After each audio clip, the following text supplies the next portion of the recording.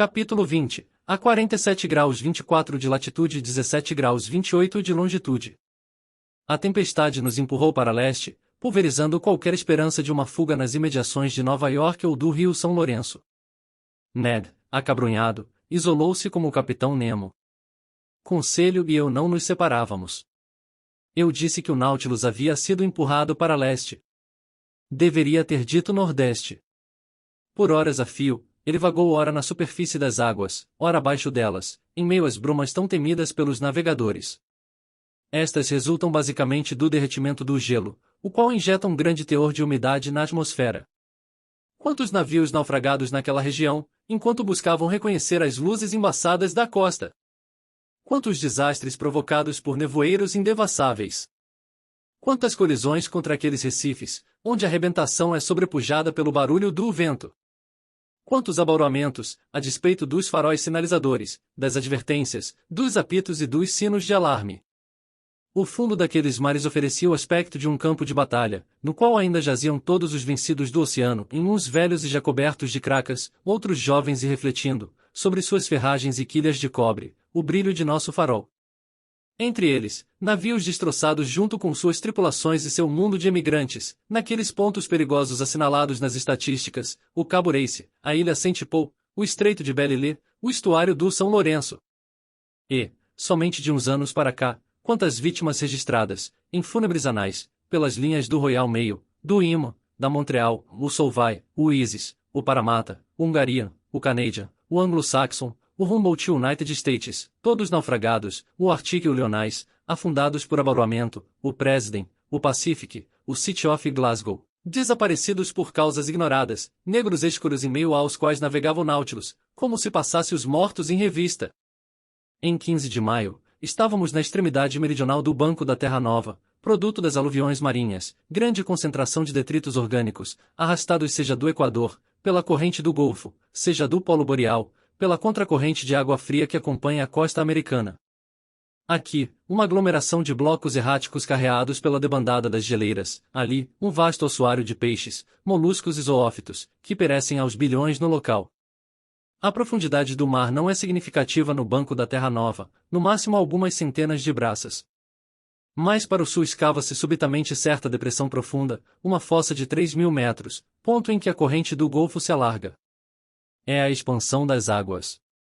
A corrente perde velocidade e temperatura, mas vira um mar.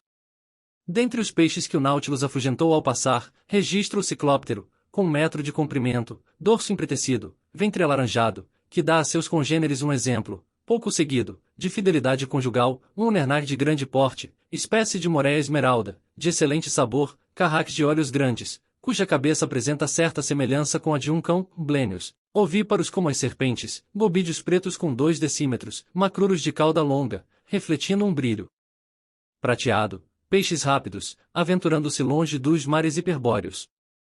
As redes apanharam também um peixe atrevido, audacioso, forte e musculoso, dotado de espinhos na cabeça e esporões nas nadadeiras, verdadeiro escorpião com cerca de 2,5 metros de comprimento, inimigo encarniçado dos blênios, bacalhaus e salmões, enherocadóis dos mares setentrionais, de corpo tubercular, marrom, e nadadeiras vermelhas. Os pescadores do Nautilus tiveram certa dificuldade para capturar o animal, que, graças à conformação de seus opérculos, isola seus órgãos respiratórios do contato desumidificador da atmosfera e pode viver algum tempo fora d'água. Cito agora, de cabeça, bosquianos, peixinhos que acompanham insistentemente os navios nos mares boreais, barracudas oxirríncos, exclusivas do Atlântico Setentrional, escorpenas, e por fim, gadídeos, com destaque para o bacalhau, que surpreendia em suas águas de predileção naquele inesgotável Banco da Terra Nova. Não é descabido afirmar que aqueles bacalhaus eram peixes de montanha, uma vez que a Terra Nova não passa de uma montanha submarina.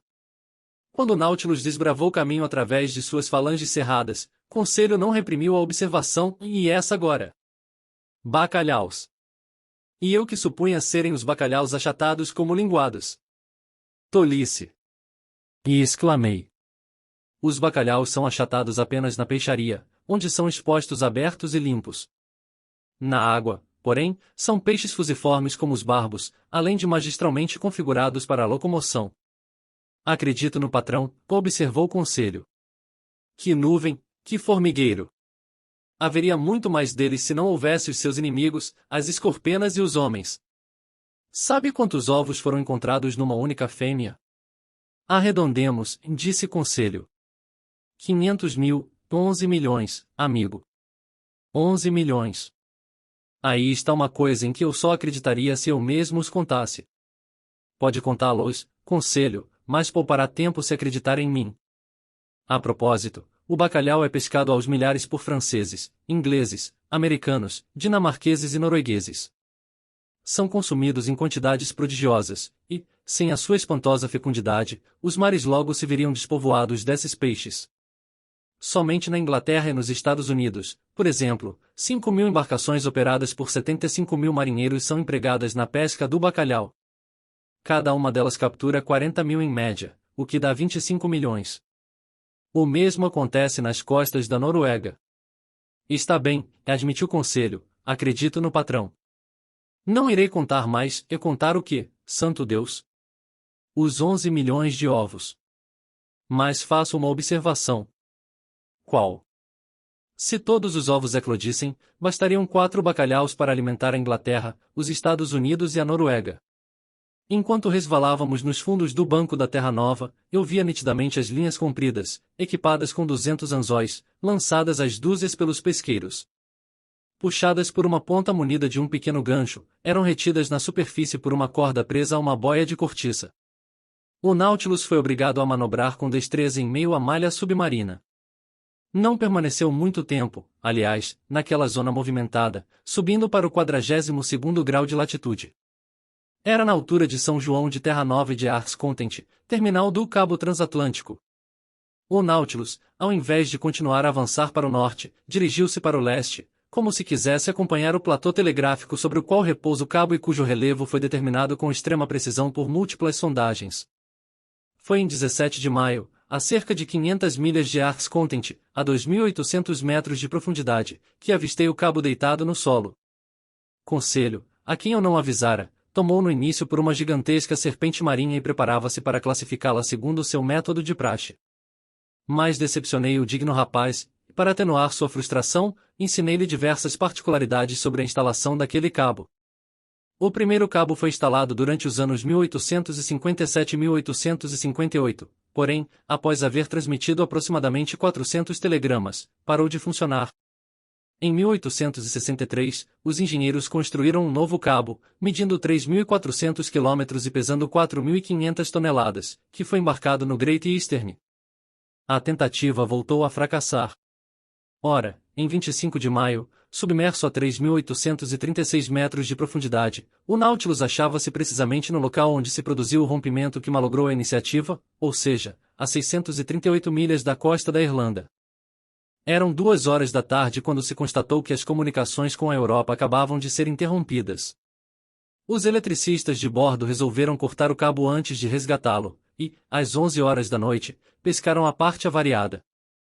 Fizeram uma emenda em um laúste e em seguida emergiram novamente o cabo. No entanto, poucos dias mais tarde, ele se rompeu e não pôde mais ser recuperado das profundezas do oceano. Os americanos não desanimaram. O audacioso Cyrus Field, idealizador do empreendimento, no qual arriscava toda a fortuna, lançou uma nova subscrição. Esta foi prontamente coberta. Outro cabo foi instalado em melhores condições. O feixe de fios condutores, isolados numa capa de gutapercha, era protegido por um colchão de matérias têxteis embutido numa armação metálica. O Great Eastern fez-se novamente ao mar em 13 de julho de 1866. A operação avançou bem, exceto por um incidente. Ao desenrolarem o cabo, os eletricistas notaram que alguém lhe inserira pregos em vários pontos com o objetivo de sabotá-lo. O capitão Anderson, seus oficiais e engenheiros reuniram-se, deliberaram e comunicaram que, se o culpado fosse flagrado a bordo, seria sumariamente atirado ao mar. Desde então, a tentativa criminosa não se repetiu. Em 23 de julho, o Great Eastern encontrava-se a apenas 800 quilômetros da Terra Nova, quando lhe telegrafaram da Irlanda a notícia do armistício firmado entre a Prússia e a Áustria depois de Sadova. No dia 27, em meio às brumas, ele avistava o porto de Ars Content. A operação teve um final feliz e, em seu primeiro despacho, a jovem América dirigia à velha Europa estas sábias palavras, tão raramente compreendidas, em glória a Deus nas alturas e paz na terra aos homens de boa vontade. Eu não esperava encontrar o cabo elétrico no estado original, tal como era ao sair da fábrica. A longa serpente, coberta por resíduos de conchas, espetada por foraminíferos, estava incrustada num engaste rochoso que a protegia contra os moluscos perfurantes, repousando serenamente, ao abrigo dos movimentos do mar e sob uma pressão favorável à transmissão da centelha elétrica, a qual leva 32 centésimos de segundo para ir da América à Europa. Sua durabilidade tem tudo para ser infinita, pois foi constatado que a capa de gutapercha solidifica-se em contato com a água do mar. Além disso, sobre aquele platô tão auspiciosamente escolhido, o cabo nunca fica submerso em profundidades capazes de rompê-lo. O Nautilus seguiu até o ponto mais baixo, situado a 4.431 metros, e mesmo ali ele se esticava sem nenhum excesso de tração. Aproximamo-nos então do local do acidente de 1863. O fundo oceânico formava então um vale com 120 quilômetros de largura, sobre o qual poderíamos assentar o Mont Blanc sem que seu pico emergisse da superfície das águas. Esse vale é fechado a leste por um paredão escarpado de 2.000 metros de altura. Chegamos no dia 28 de maio, com o Nautilus a apenas 150 quilômetros da Irlanda. O capitão Nemo subiria para navegar em águas britânicas? Não. Para minha grande surpresa, desceu para o sul e tomou a direção dos mares europeus. Contornando a ilha de Esmeralda, percebi por um instante o cabo Clear e o farol de Fastnet, que ilumina os milhares de navios saídos de Glasgow ou Liverpool. Uma pergunta capital me atormentava: o Nautilus ousaria adentrar o Canal da Mancha? Ned Land, que ressuscitara desde que nos aproximávamos da Terra, não me largava do pé. Como lhe responder? O capitão Nemo permanecia invisível. Após ter permitido que o canadense entrevisse as praias da América, iria mostrar-me agora o litoral da França? Enquanto isso, o Nautilus continuava a descer rumo ao sul. Em 30 de maio, avistávamos o Land's End, entre a ponta extrema da Inglaterra e as Sorlingas, que ele deixou a estibordo. Se queria entrar na Mancha, precisava embicar radicalmente a leste. Não o fez. Durante todo o 31 de maio, o Nautilus descreveu uma série de círculos no mar que me deixaram intrigado. Parecia procurar um lugar e não encontrá-lo. Ao meio-dia, o capitão Nemo em pessoa encarregou-se de calcular nossa posição. Não me dirigiu a palavra, parecendo mais melancólico do que nunca. O que o entristecia tanto? Seria a proximidade das praias europeias? Teria saudades de seu país? O que sentia afinal? Remorso ou angústia? Por muito tempo esse pensamento não me deu trégua, e tive o pressentimento de que o acaso não tardaria a trair os segredos de Nemo. No dia seguinte, 1º de junho, o Nautilus não alterou sua velocidade. Estava claro que procurava um ponto preciso do oceano. O capitão veio medir a altura do sol, como fizera na véspera. O mar estava bonito, o céu, claro. Um grande navio a vapor desenhava-se na linha do horizonte, 8 milhas a leste. Nenhum pavilhão batia em seu mastro, e não me foi possível identificar sua nacionalidade. O capitão Nemo, minutos antes que o sol atravessasse o meridiano, armou seu sextante e observou atentamente. A calma absoluta das águas facilitava a operação. Imóvel, o Nautilus não jogava nem adernava.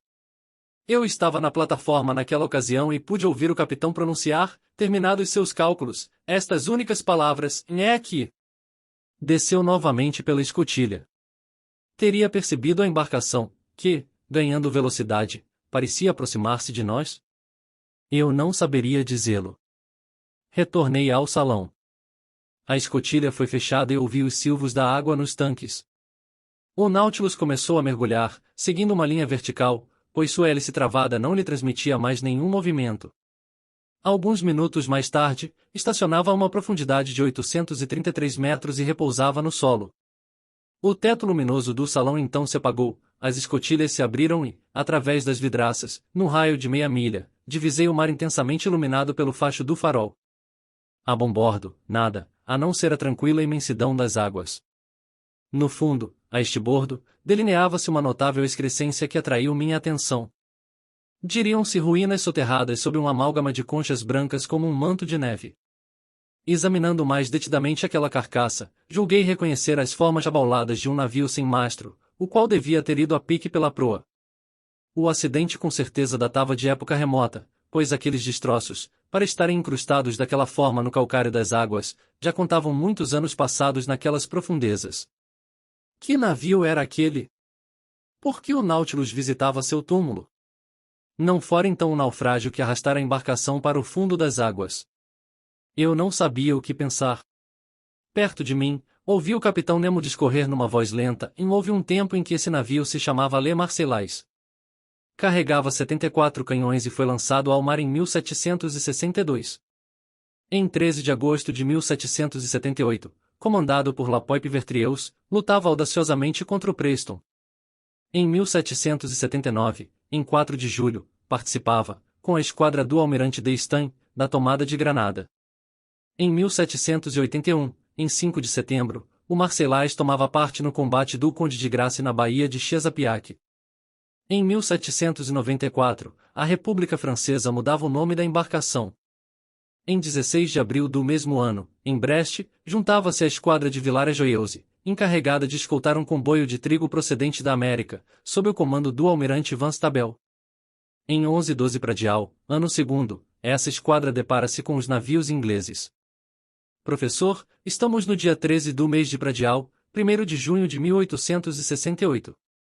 Há 74 anos, precisamente, neste mesmo local, a 47 graus 24 de latitude e 17 graus 28 de longitude, esse navio, após um combate heróico, amputado de seus 3 mastros, fazendo água nos paióis, com 1/3 da tripulação fora de combate, preferiu afundar com seus 356 marinheiros ao invés de se render, e, pregando sua bandeira na popa, desapareceu sob as ondas ao grito de "E viva a República!"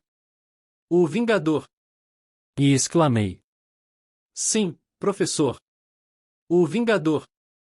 Belo nome! Murmurou o capitão Nemo, cruzando os braços.